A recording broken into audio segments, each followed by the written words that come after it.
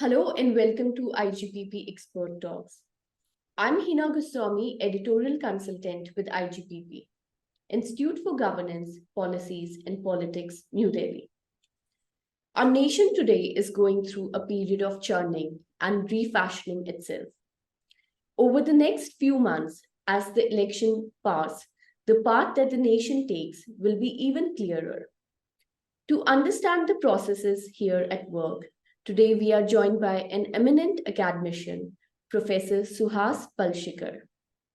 Professor Palshikar is an Indian academic and social and political scientist. He taught political science in the Department of Politics and Public Administration at Savitribai Phule, Pune University. He specializes in the area of political processes in India, politics of Maharashtra, and political sociology of democracy. Currently, he is also the co-director of Lokniti. Welcome to IGPP Expert Talk, sir. Thank you. My pleasure. So let's dive right into the question. Sure. Yes. 2 months back, we had an eminent, accomplished newspaper editor on our show here, and she pointed out that what the India opposition alliance today needs is that a capable leader and a minimum common agenda for it to work together. But those were, it feels now like those were still the good days of the opposition alliance. But as the days pass, it seems that the alliance is somehow more and more in tatters. What is happening? Why is that so? Oh, yes. It's always very interesting to watch how alliances are made and how they sort of lose momentum. In the case of the India coalition, a few months back, let's say in fag end of 2023, it looked like the alliance was sort of picking up. And then suddenly, over last few weeks, it has slowed down, mainly because of the negative news about various partners of the India alliance going their own way, unilaterally declaring that they won't allow seats to the Congress, or there would be some problems in seat sharing, etc. So I guess that such hiccups are quite natural to an alliance like the India coalition, where you have one party which has a history of being an all India party, though the Congress party today is hardly an all India party in the true sense of the term. On the other hand, you have almost all other partners which are state based. However, if you look at a party like the Aam Aadmi Party, you will find that it has also ambitions to spread beyond Delhi or beyond one state and region. Now, it is these ambitions of different parties that cut across each other. And that is one of the reasons why, over the past few weeks, the India coalition seems to be losing steam. As to the point that you mentioned about leadership and program, I would suggest that yes, program is an important aspect of the India coalition, though there is a trap when we talk of leadership. For past 1 decade, the national leadership position has been occupied by Mr. Narendra Modi, and it becomes very difficult then to counterpose another leader and create a plebiscitary kind of competition between two leaders. I don't think that would work out, and it has been a good strategy on the part of India as a coalition not to project any leader as its future prime minister candidate. That would have been even further suicidal for them. There are some phenomena in Indian politics, such as leaders changing political parties, charges of horse trading during elections. And these are too common, and they are further on display. They were recently on display during the Rajya Sabha elections. And I'm sure there'll be many leaders changing colors as we draw closer to the general election. Do you think that such phenomena, do they hint that our leaders are at the end ideologically deficient, and then that might go even for the ruling party leaders, that though their professed stated ideology may be Hindutva, but the leaders might not be as committed to Hindutva as it may seem? There are many questions in this question, really. But yes, in India, what we call defections or crossing over to other parties is far too common a phenomenon. And one of the reasons for that is the one party dominance that we witnessed between 1950 and 1970s. And now today we again have the same party structure, that is to say, a single party dominance. When there is one dominant party, the attraction of joining that party and sharing power is far greater. The second reason is in India, most political parties have very weak organizations. If you look at the organizations of parties, they are very perfunctory.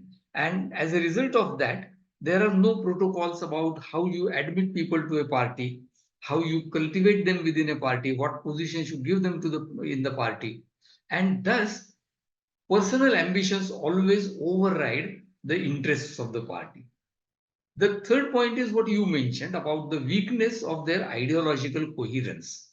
Most parties have very loose ideological structures, as a result of which it is easy for members of that party to switch over to some other party without having this difficulty of justifying her or his action within the ideological framework. Now, the last question perhaps is, will this happen to the BJP? My answer would be that A, very unlikely, because BJP probably is one of the most ideologically coherent party today. And as a result of that, once you are growing up in that party as a leader, you obviously take that ideology seriously. You might defect, I mean, you might rebel, not defect really, but it would be very difficult for you to adjust yourself in another party. And in any case, so long as the BJP is the dominant party, it is unlikely that many leaders would cross over, though we do have examples, as in Karnataka last year, when members of the BJP also switched over to the Congress or to other parties. These are occasional hiccups as far as the BJP is concerned. For Karnataka, you would recall that at least one major leader who changed over to the Congress recently went back to the BJP again. So that capacity to attract leaders and workers alike is there in the BJP, both because of ideological reasons and its single party dominance in current competitive politics. Today, it seems like the ideology of the ruling party, that is Hindutva, is the ideology of the people. Do you think this rise of ideology of Hindutva, it's not only the BJP that fashioned it, or but like all the opposition parties are somehow not truly secular and they have had a role in the rise of Hindutva ideology? I think the opposition parties can be faulted and blamed on various counts. But this charge that they are not secular and therefore BJP could sort of spread its Hindutva so easily is not something that I would subscribe to. I don't think so. I think that the BJP very traditionally, and even in its earlier incarnation as the Bharatiya Janasangh, always had a strong Hindutva ideology as its core, and that is continuing particularly since 1990 onwards. As a result of that, the BJP has been successful in popularizing its version of Hindutva. The other parties have been caught up in this trap of protecting the interests of the minorities and at the same time having a large following from the Hindus. Because in a country like India, where you have 80% population belonging to the Hindu religion, any party will obviously have a large following from the Hindus themselves. So there would always be a stamp or an identity of being Hindu as far as most parties are concerned. Conceptually, we can understand this if we make a distinction between Hindu as a religious phenomenon and Hindutva as a political phenomenon.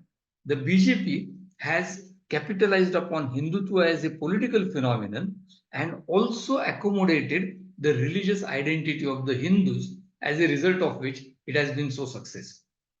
So I don't think there is much to blame I mean, one can in desperation blame the opposition parties for everything. But finally, one has to also realize that BJP is an ideologically driven party and it has been successful. So, we as elections are drawing closer, we are talking of the opposition India alliance and we are talking of the ruling party.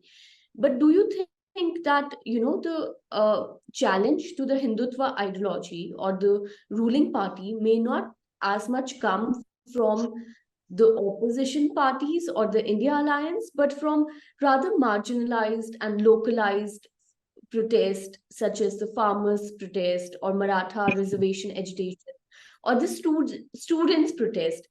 Or do you think the strength of which at some point was very strong? It seemed like, for example, in the aftermath of uh, PAA bill.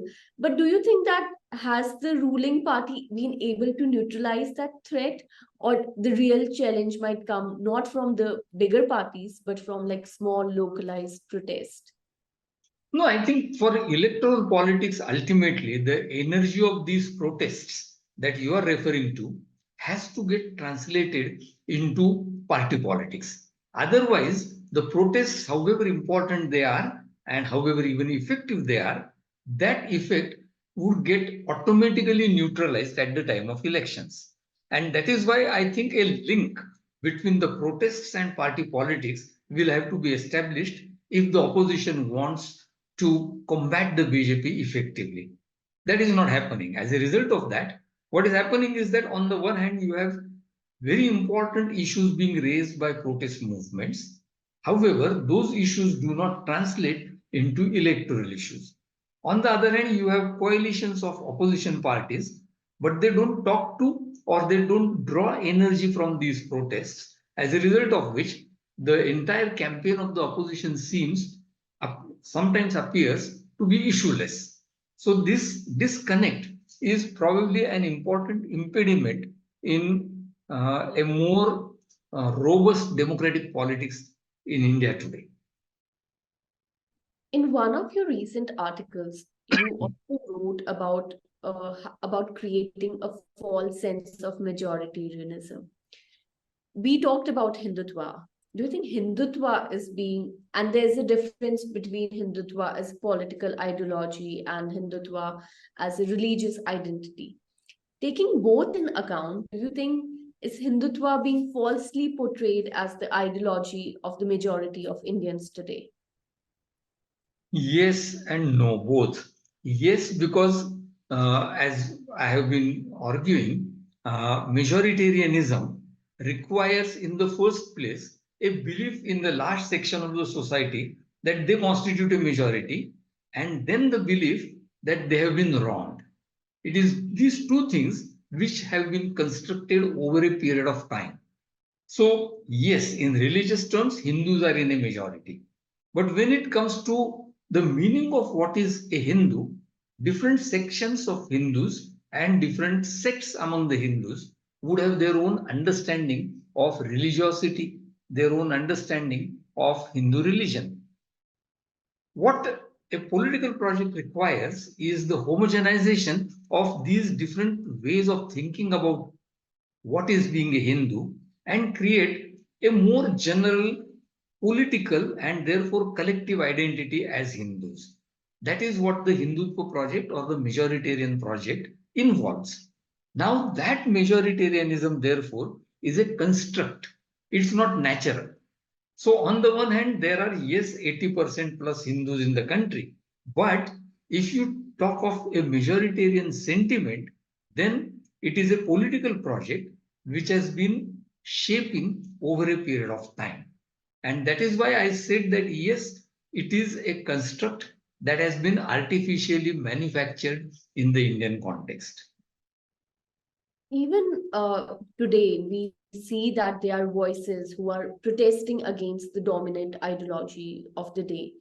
But a lot of them are being jailed in the context of the farmers' protest. We saw that there was threat that the passports will be taken away. Do you think there has been a, other than the parties themselves and uh, how they are ideologically deficient. Do you think there has been a systematic failure of institutions such as law, judiciary, in protecting the rights and liberties of individuals who do not agree with the loudest voice? And why is that so? Is there a defect within the Indian constitutionalism itself, or is it something else? On the one hand, institutional weakness is a characteristic of India's democratic politics. So let us admit that right upfront, that we in India have not been able to nurture institutions into more continuous patterns through which our democracy would be rooted. What is happening more contemporarily is that for a variety of reasons, these institutions are not being allowed to function autonomously, whether it is the election commission, whether it is the judiciary, whether it is even the police and other administrative agencies. The constitution expects that all these agencies need to function within their given framework and authority. Rather than that, we always find examples of these institutions doing the bidding of someone else. And as a result of that, constitutionalism as a philosophy, that is adhering to the constitutional principles, not just by political pronouncements, but in practice, doesn't take place in the Indian context. And in the more contemporary times, it has further weakened. Now, you may ask, why is this happening? And there are a complex processes that are involved in this. Some politicization of these institutions might have started much earlier. However, whenever you have a very popular leader, a very, what shall we say, influential leader around, naturally that leadership attracts the people to a large extent, and then they tend to believe that these procedures, rules are less important. What is more important is the will of this leader to do good for the society. That is something called populism in Western political science literature. When that populism becomes a dominant feature of your collective politics, naturally institutions take a backseat. So that is happening in India today. Institutions are giving up that space, ceding the space, so to say, and that space is being taken away by political authority. So politics or political authority today is more dominant than institutional principles. That seems to me to be the major limitation of our democratic politics today. Thank you so much for joining us today, sir.